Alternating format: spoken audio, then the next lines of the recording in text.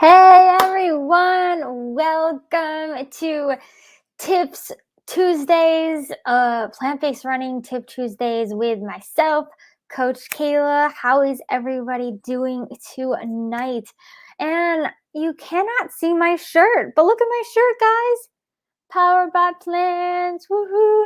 And then here's the back. That is my old logo. Obviously, we have a new logo, a new fancy logo that I love a lot more, but that is our old logo. And you can purchase this shirt in our online shop. So I know we don't mention it enough, but these shirts are available. I did create the shirt for you guys. So definitely check that store out. I can post a link as well for you guys, but hopefully everyone is having a great week. Today we're going to be talking about iron and healthy bones. So bone health and iron. These are two things that are so important for all plant-based athletes, really all athletes, even if you're not plant-based, but especially for athletes, plant-based athletes, because these are common nutrient deficiencies, iron and calcium, especially too if you are female. So these are very common deficiencies, and you want to make sure you are eating enough and you are getting enough. It's definitely very important to be able to do that. So before we get started, let's see who is on here. Let me know if you're on. Say hi. Awesome. Glad to have you here. And it may show up. You may show up as Facebook user if you don't click the link above me and allow StreamYard to show your name. So I am going live using StreamYard. So make sure to do that so I can show your comments and I also can say hi to you so I know who it is. And as always, if you watch this on replay, just comment below #replay as well so I know you still checked out this video. And we are live on YouTube as well. I see Jerry is tuning in from YouTube. Woohoo! Hi, Jerry. Thank you so much for joining. So there are two ways you guys can watch this live video, either Facebook Live or on YouTube Live. So thank you so much for joining. It's so awesome to have you here. So let's see. Let's get started. Anybody else? Hi. All right. Not sure who that is either. Can't see your name, but click that link above. But I see 5 people on. Woohoo! Awesome. It's going to be a good one. I'm going to be giving you guys so much information. So hopefully you have a pen and paper and can take notes. So get your notepad out, get some pen and paper, and you're going to want to take notes tonight because this is going to be a lot of information, but hopefully some information that you guys can take away from this and actually start implementing as well. So let's start with talking about iron. Iron. Why is iron important? Why do we even, why is it important? Why do we even need to make sure we have enough iron? Well, iron is found in our blood and it transports oxygen throughout our blood. So when you have low iron, because you feel tired, you feel fatigued, you may bruise easily. And it's going to be harder to run. It's going to be harder to perform at the level you want with low iron. You can also pass out. It is possible to pass out while running. And this has happened before.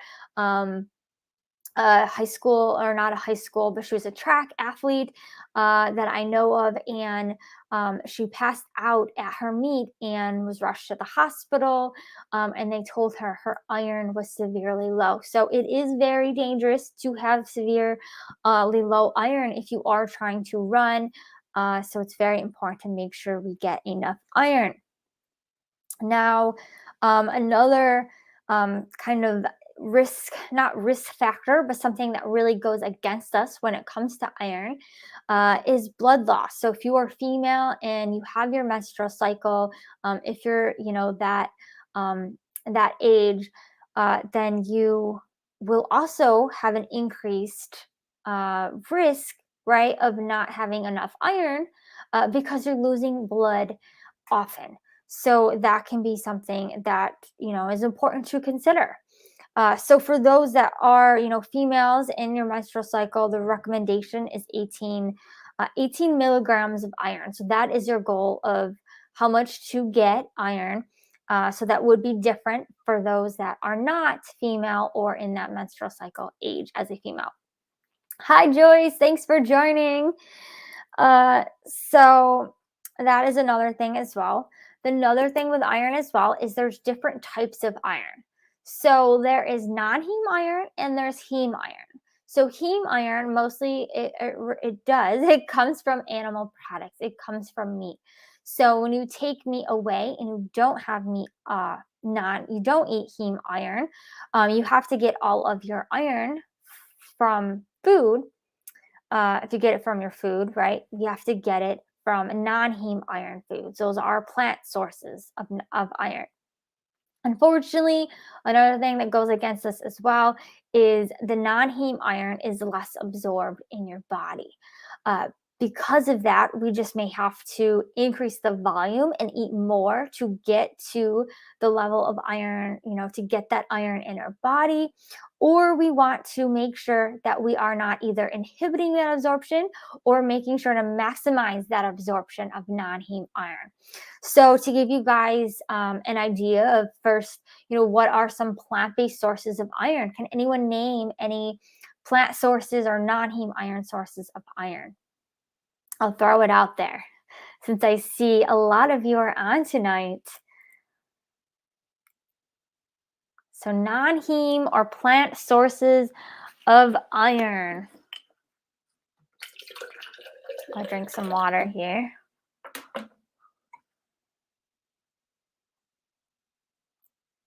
Spinach, yes, ding, ding, ding. Yes, so your green, some of our green leafy greens have iron in them. Also, beans are a good source. Nuts also have some iron in them. So all of those things have iron in them. Also, your whole grains are fortified with iron. So all of those things have iron in them.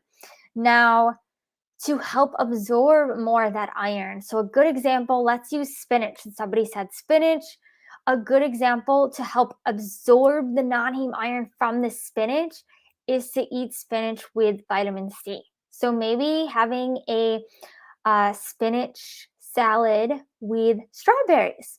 But remember, you also want to include obviously more than that, like maybe also add some kind of beans or seeds, right? Grains. You don't want to just have a salad, obviously, for dinner. But that is a good example. A strawberry, a spinach salad with strawberries because fruit has vitamin C and it'll help absorb that iron from your spinach. Other examples is, drinking 100% juice. So either if you juice or, orange juice, something like that, that also works. But just combining those things will help absorb the iron. Things that also inhibit. So these are things that we want to limit. If we think or suspect or been tested to have low iron, is we want to limit first I'll talk about what inhibits iron absorption. So tannins, and this is typically for non-heme iron sources, so plant sources. So tannins, plant phytides, and soy, and also calcium are all things that inhibit or decrease the absorption. So if you're trying to increase our absorption, these are things we want to limit. So we find tannins in coffee and also tea, mostly teas. So especially green tea. This is one change I actually made myself that helped so much is that every day I was drinking green tea in the mornings. And I started to drink it less or just, less often. And I noticed my iron actually did really improve. So tea is a big one to limit if you do have iron issues. And then also, right, soy as well. And also, if you take a calcium supplement, you do want to be careful as well. And we're going to be talking about calcium and bone health a little bit as well because they are both related. Because unfortunately, calcium actually helps inhibit iron. So if you're taking a calcium supplement, you may want to rethink that. And, be careful because you obviously want to have calcium. And we're going to talk about that, as I said, a little bit in a minute. So, other tips that I have for you guys too um, to increase that iron absorption is use iron skillet. Does anyone cook in an iron skillet? So these are amazing to cook in. I don't have one. I should have one. I don't know why. They are super heavy. That is probably one reason because I move a lot. But iron skillets, you can actually get iron from them. So if you cook more in that, that is a good thing. Also, we already kind of mentioned as well, but again, limit those inhibitors and increase your intake of iron-rich foods with vitamin C. So let's switch gears now and talk about bone health. So when we think about bones, most of us think vitamin D and calcium. And obviously, those micronutrients are important as well. But there's actually much more, much other things that are involved in our bone health as well, and not just dietary calcium. So there's hormones that are also involved, like PTH, estrogen. Those are also involved in calcium or in bone health. Calcitonin, vitamin D, which, as I mentioned as well already, right, is all involved in our bone health and our structure of our bones, especially for especially for women, but really anybody. We do want to make sure we are getting calcium. One thing with runners that I think is a strength, and sometimes I think we think that it's not good because we may have been told that running is not good for our bones. But running is actually a bone strengthening activity, which is actually a good thing because that is actually helping you to strengthen your bones. Uh, so really, it is actually good for us. Running is actually good for our bones because it is strengthening our bones. Um, so what else here? The how much calcium should you be eating? So adults between 19 and 50, about 1,000 milligrams per day is a recommendation of calcium. And some foods. So again, why also what's interesting actually is we mentioned green leafy vegetables or green leafy greens, right? Like spinach and kale have calcium or have iron in them. They also have calcium in them as well. So again, they interact with each other, which isn't a good thing, but they actually are in green leafy vegetables together. You can also find, let's see, calcium in soy and also fortified products as well. I don't think I talked about this yet either. But why is bone health so important? Bone health is important because if you don't get enough calcium, then it may also increase your risk of stress fractures and also bone density. I have seen this as well with runners as well, get bone fractures and right out of the blue. And it's sometimes just the silliest thing. Sometimes it's not even actually running, it's just walking or doing daily activities, and bam, you're out from running because you have a stress fracture. So it's very important to make sure we're getting enough calcium and also that we have a good bone density, especially as we age, right? We know that our bone density decreases and we don't want to be inhibiting that. And we want to make sure we have small, strong bones, right? Because we want to get older and be able to, bounce back like we are when we're young and not break any bones or anything like that. So to summarize all of that, and I will also take questions as well because I know that was a lot of information. So again, for iron, some tips that I talked about: use the iron skillet, limit the inhibitors, and increase your intake of iron-rich foods with vitamin C. For increasing bone health, making sure that you're getting 1,000 milligrams per day and just eating calcium-rich foods like green leafy vegetables, soy, fortified calcium foods, that sort of thing, in order to make sure you're eating enough dietary calcium for your bones. So, with all of that, does anybody have any questions? I see a lot of you on here. So just comment below or type below if you guys have any questions at all about anything that I just talked about tonight. So iron, related to iron or bone health. And then we'll also take any other questions that you guys have about anything really related to plant-based nutrition and running. Hi. I see somebody else jumped on. Thank you for being here. Awesome. Looks like this 8 o'clock time is actually a really good time for a lot of you. So that's awesome. Let's see. Someone said too much of anything is bad. Yes. Yeah, I agree. It is. I don't really like the word bad because when I think about like food specifically, I've been trying to get better at not talking about foods as good or bad because it's not good to label those foods as good or bad, right? But you're right. There is a balance. It really is important to have a balance with everything. And certain bodies are able to run farther. And it seems kind of crazy, but unfortunately, yes, there is, too much of anything isn't good. And we need to make sure we're finding that balance. And the same thing with nutrients. And, we may say, like, oh, spinach is really good. But for some people, maybe too much of it may not be good for you. And too much might not be good for somebody that's taking a blood thinner and you're eating a lot of green leafy vegetables, but you usually don't, right? That might not be good. So it really does just depend. Definitely. So any other questions that I have? Any questions for me, guys?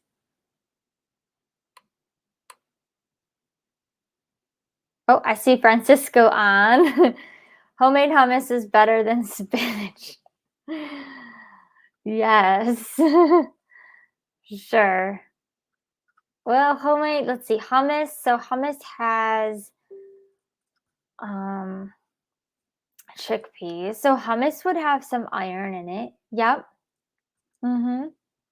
It would. It would have some iron in it. Awesome. Any questions, guys? Any other questions? All right. So if you guys do have any questions or if anything comes up, just let me know.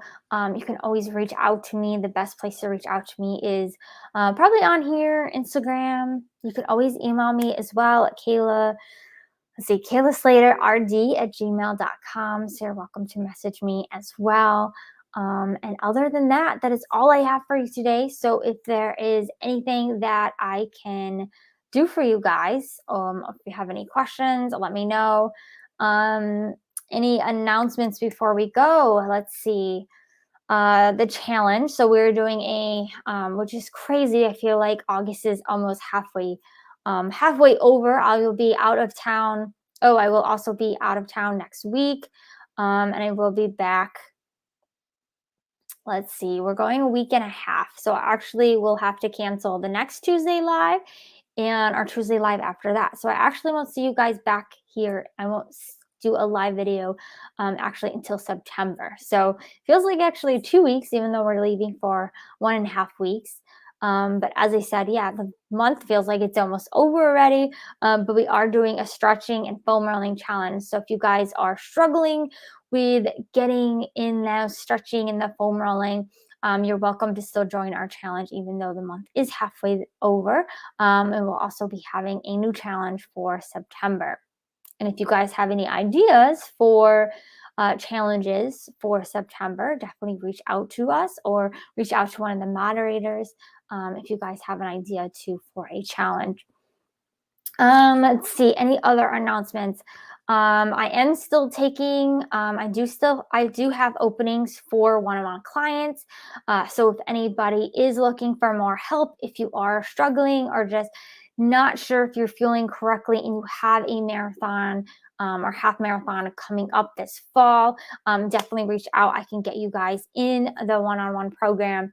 We haven't officially started the group program yet, but if that is something that you guys would be interested in the future, definitely let me know. That was something that we've kind of talked about, that I've kind of put out there and stuff, in doing more of a group type of program, and just giving you guys really just the basics and setting you guys up for success, for fueling for marathons. So if that is you, if that's something that would be interested in you, please let me know. I will also be sending out actually a survey just to get an idea too of what would help you. What is something, what would be most effective for you to help you the best. And I'm welcome to still do these videos. I love doing these videos and connecting with all of you. But of course, some of you may need more help. So, I do have services in order to do that. For any of you that are new, I have a one-on-one program, and looking into doing more of a group kind of style program. So again, if you guys are interested in that, and let me know. And I'll also be sending a survey out for that as well. So I think that's it. That's all I have for tonight. So I hope everyone has a good rest of your week. And I will see you guys in a couple weeks. So have a good rest of August. And again, if there's anything I can do for you guys, don't hesitate to reach out if you have any questions or anything like that. Bye.